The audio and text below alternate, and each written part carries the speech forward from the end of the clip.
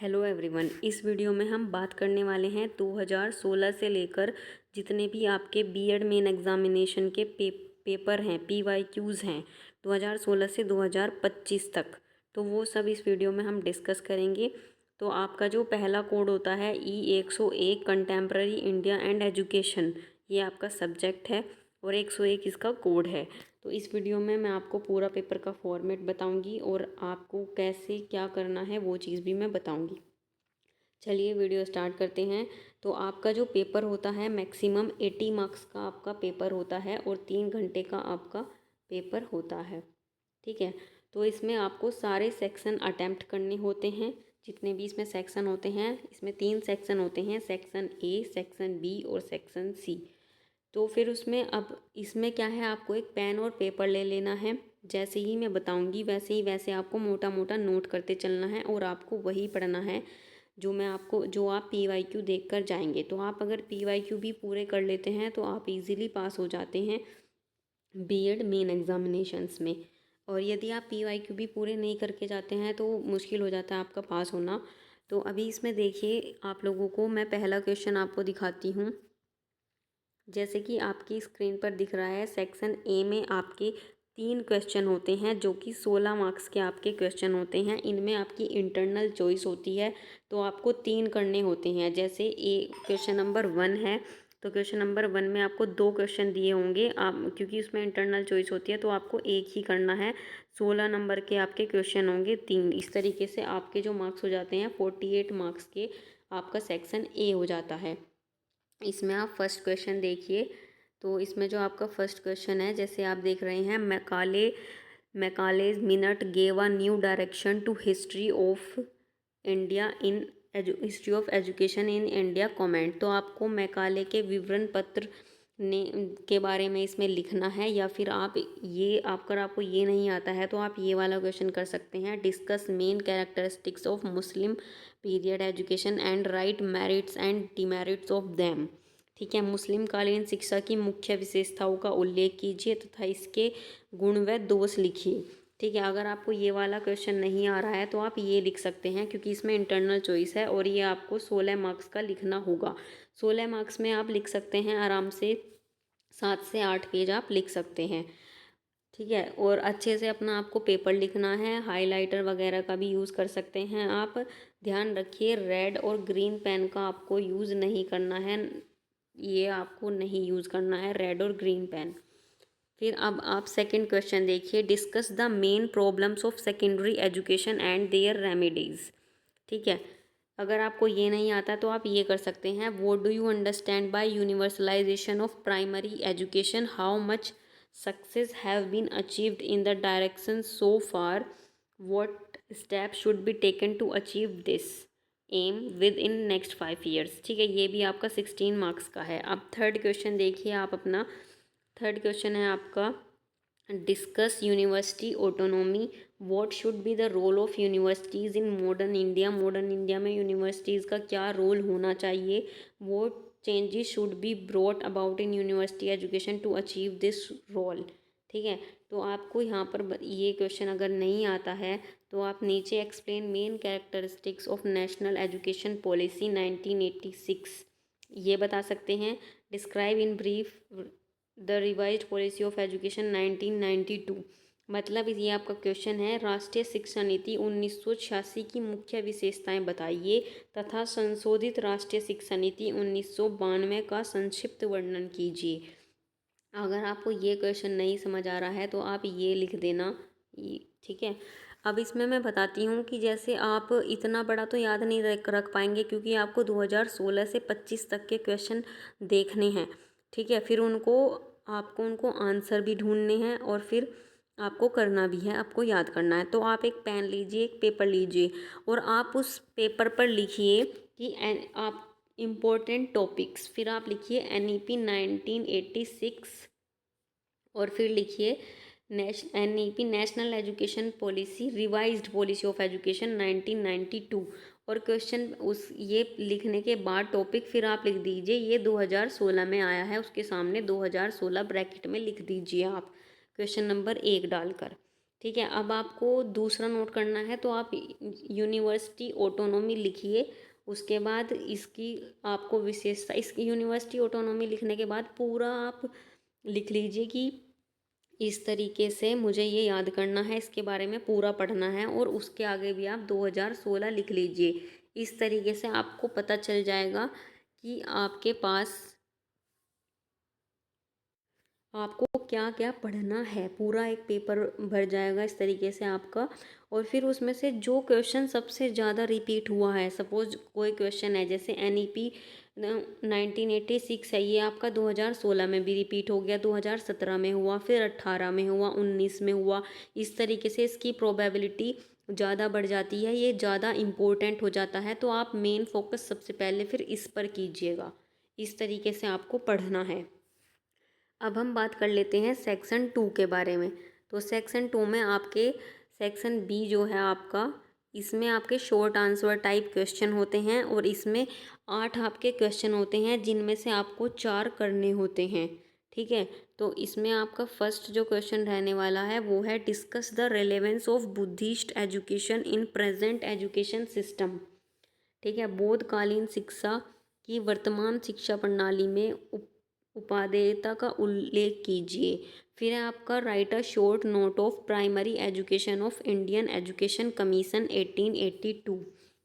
Third है आपका, explain main recommendations of national knowledge commission, राष्ट्रीय ज्ञान आयोग की मुख्य सिफारिशों की व्याख्या कीजिए।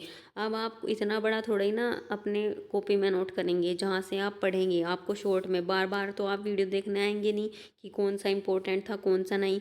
तो आप इसमें पॉइंट नोट कीजिए कि नेशनल नॉलेज कमीशन, फिर आपको याद हो जाएगा कि हाँ, मैंने नेशनल एजुकेशन के नॉलेज कमीशन के बारे में भी पढ़ना है। अब आपका फोर्थ हो जाता है इसमें, इवेलुएट मुडालियर कमीशन। ये आपका बहुत ज़्यादा इम्पोर्टेंट है, मुडालियर कमीशन। फिर उसके बाद, थ्रो लाइट ऑन कस्तूरबा बालिका योजना, ये भी बहुत ज़्यादा इम्पोर्टेंट हो जाता है। जो ये योजनाएं हैं ये तो बहुत ज़्यादा इम्पोर्टेंट होती ही होती हैं। तो फिर है आपका, what is try language formula, ये भी क्वेश्चन आपका इम्पोर्टेंट है। इसी तरीके से आप नोट कर लीजिए ट्राई लैंग्वेज फार्मूला। इसमें आप लिखिए कस्तूरबा बालिका योजना, फिर इनके सामने कौन से ईयर में ये आया है वो लिख दीजिए। Discuss the importance of population education in India. उसके बाद आपका है eighth, explain main recommendations of sergeant report. Sergeant report कभी कभी आपकी लॉन्ग में भी आ जाती है, तो ये भी इम्पोर्टेंट है। फिर हम सेक्शन C के बारे में बात कर लेते हैं, जिसमें आपके वेरी शॉर्ट आंसर टाइप होते हैं। और very short answer type question में आपके ट्रू फॉल्स भी पूछे जा सकते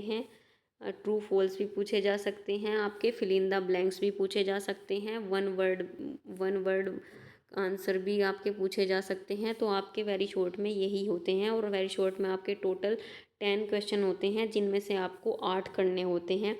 और इस तरीके से भी ये आपके 16 मार्क्स का आपके वेरी शॉर्ट आंसर हो जाते हैं सेक्शन C। मैंने आपको सेक्शन B के बारे में नहीं बताया था। सेक्शन B आपका कितने मार्क्स का होता है, तो सेक्शन B आपका होता है 16 मार्क्स का, क्योंकि इसमें 4 क्वेश्चन करने होते हैं और 4 ही नंबर के वो होते हैं। तो आपके 16 मार्क्स का ये हो जाता है। इस तरीके से आपका जो पेपर है वो 80 मार्क्स का हो जाता है। अब इसमें हम बात करते हैं सेक्शन C के बारे में। तो आपका सेक्शन C का जो फर्स्ट क्वेश्चन है वो है, what are the ceremony related to education performed during Vedic period. वैदिक कालीन शिक्षा से संबंधित संस्कार क्या हैं। और ये क्वेश्चन आपका 2 नंबर का है। फिर नेम 2 डीम्ड यूनिवर्सिटी, 2 डीम्ड विश्वविद्यालयों के नाम लिखने हैं। तो इसमें तो आप एक लाइन में एक नाम लिख दिया, दूसरी में दूसरा नाम लिख दिया, तो यहाँ पे आपके 2 नंबर मिल गए। फिर उसके बाद जो फर्स्ट है, इसमें आप जैसे 2 नंबर में पूछा है तो आप इसमें 4 से 5 लाइन लिख सकते हैं आराम से, या फिर आप 3 से 4 लाइन भी लिख सकते हैं, आपको उस पर 2 नंबर मिल जाएंगे। फिर अब बात कर लेते हैं, what do you understand by work experience, कार्य अनुभव से आप क्या समझते हैं। इस तरह के क्वेश्चन में भी आप 3 से 4 या 4 से 5 लाइन लिख सकते हैं 2 नंबर में। और आप 2 नंबर में ऐसा भी नहीं कि पूरा पेज ही भर दें फिर अगला पेज भी भर दें, कोई मतलब नहीं है। आपको अपने टाइम भी देखना है, 3 घंटे, क्योंकि इसमें 3 घंटे कहाँ चले जाते हैं पता नहीं लगता। और सबसे पहले आपको पेपर में जो अटैम्प्ट करना है वो लॉन्ग आंसर अटैम्प्ट करने हैं, उसके बाद सेक्शन बी अटैम्प्ट करना है, उसके बाद सेक्शन सी अटैम्प्ट करना है, क्योंकि सेक्शन सी में बहुत कम टाइम लगता है और आप लास्ट में भी सेक्शन सी को ईजिली अटैम्प्ट कर पाते हैं। अब इसमें हम 5th क्वेश्चन देख लेते हैं, what is mid day meal program. फिर आप इसको, मिड डे मील प्रोग्राम भी एक इम्पोर्टेंट क्वेश्चन हो जाता है, तो ये भी इम्पोर्टेंट है। फिर आप 5th क्वेश्चन है आपका इसमें, Indian education commission was appointed in, फिर fill in the blanks and its chairperson सन वॉज। ठीक है, भारतीय शिक्षा आयोग का गठन यहाँ पे ईयर में हुआ, इसके अध्यक्ष थे, जो भी इसके अध्यक्ष थे आप यहाँ पे लिख दोगे। Navodaya Vidyalaya was established by, किसके द्वारा नवोदय विद्यालय की स्थापना की गई और कौन से सन में की गई, यहाँ पे आपको ये बताना है 5th 6th में। ठीक है, आप ऐसा नहीं है कि मतलब इन्हीं क्वेश्चन को करके जाओ, आप इन क्वेश्चन को तो ज़रूर करके जाना। इनसे अलग, इन रिलेटेड अगर आपके पास टाइम है और आप कर सकते हैं तो इनसे रिलेटेड 1 वर्ड तो आप क्वेश्चन बैंक से भी देख सकते हैं, वहाँ से भी बहुत ज़्यादा हेल्प मिलती है आपको। और अगर आपके पास क्वेश्चन बैंक नहीं है तो आप इस वीडियो में जो भी क्वेश्चन है प्रीवियस ईयर क्वेश्चन, वो तो आप ज़रूर करके जाना। मैं बार बार प्रीवियस ईयर क्वेश्चन को बोल रही हूँ कि करके ही जाना, तो आप इजीली पास हो जाओगे। फिर आपका आता है 7th क्वेश्चन, तो 7th है आपका, इन हार्टग समिति first of all appointed out of the problem dash at primary level. फिर आपका 6th आता है, मैच द फॉलोइंग क्वेश्चन। इसमें true false, fill in the blanks और मैचिंग सब आ सकता है इसमें, और ट्रू फॉल्स भी देखो यहाँ पे दिए गए हैं। तो फिर उसके बाद यहाँ पे आपको मैचिंग करनी है, तो इसमें मैच दिए हैं 1st, 2nd, 3rd, 4th। Primary education की मैचिंग करनी है, higher education, secondary education, women education, Mudaliar commission. ठीक है, कैसे कैसे आप इसकी मैचिंग करोगे वो आप देख लीजिए। कॉलम ए की मैचिंग कॉलम बी से करनी है। अब इसमें आपका जो 9th क्वेश्चन आता है वो ये है कि देखो, इसी में ही 2 क्वेश्चन दे दिए 2 नंबर के। 1 नंबर का आपका ये क्वेश्चन हो गया और दूसरे नंबर का आपका फिर ये क्वेश्चन हो गया। तो इसमें वुड्स डिस्पैच कंटेन 100 पैराग्राफ्स, मतलब कि वुड का जो घोषणा पत्र था उसमें 100 अनुच्छेद हैं, ये पूछा गया है। ये बात सत्य है या फिर ये बात असत्य है, ट्रू है या फॉल्स है। ट्रू है तो आप ट्रू लिख देना, फॉल्स है तो आप फॉल्स लिख देना, बस आपको इतना करना है। उसके बाद बी क्वेश्चन में आप देखिए, Wardha education scheme was not initiated by Gandhi ji. वृद्धा शिक्षा योजना गांधी जी द्वारा प्रतिपादित नहीं की गई, ये बात सत्य है या असत्य है, इसमें आप बता देंगे। फिर उसके बाद ट्रू फॉल्स 10th नंबर देखिए आप, doctor DS Kothari was the chair person, ठीक है, ऑफ एजुकेशन कमीशन। इसमें लिखा है कि एजुकेशन कमीशन के जो शिक्षा आयोग के अध्यक्ष थे वो डॉक्टर DS थे या नहीं थे, सत्य है या वे बात असत्य है। फिर आपका आ जाता है B, national women education council was established in 1956। जो नेशनल वुमेन एजुकेशन काउंसिल है, राष्ट्रीय महिला शिक्षा परिषद की स्थापना 1956 में हुई। ट्रू और फॉल्स, तो ये आपके ट्रू और फॉल्स हैं और यहाँ पर आपका ये पेपर ख़त्म हो जाता है। तो मैंने आपको बता दिया है कि 2 मार्क्स में आपको कितना आंसर लिखना है। आपका अगर उत्तर एक ही पॉइंट में पूछा गया है, 2 पॉइंट में पूछा गया है, तो 1 या 2 पॉइंट में ही बताएं। जैसे नेम टू डीम यूनिवर्सिटीज़, इसमें कुछ आप एक्स्ट्रा नहीं लिख सकते हैं, इसमें सिर्फ आप लिमिटेड ही चीज़ लिखेंगे। और जैसे ये है, इसमें कार्य अनुभव में आप 4 से 5 लाइन लिख सकते हैं। अब बात कर लेते हैं कि 4 नंबर के जो क्वेश्चन हैं ये, इनमें आप कैसे लिखेंगे। तो 4 नंबर के क्वेश्चन में आप लोगों को कम से कम भी नहीं तो 4 पेज तो लिखने ही है, ताकि आपको 1 पेज, मतलब ऐसे 1 पेज, 2 पेज, 3 पेज, 4 पेज, ऐसा नहीं कि आप 8 पेज भर देंगे।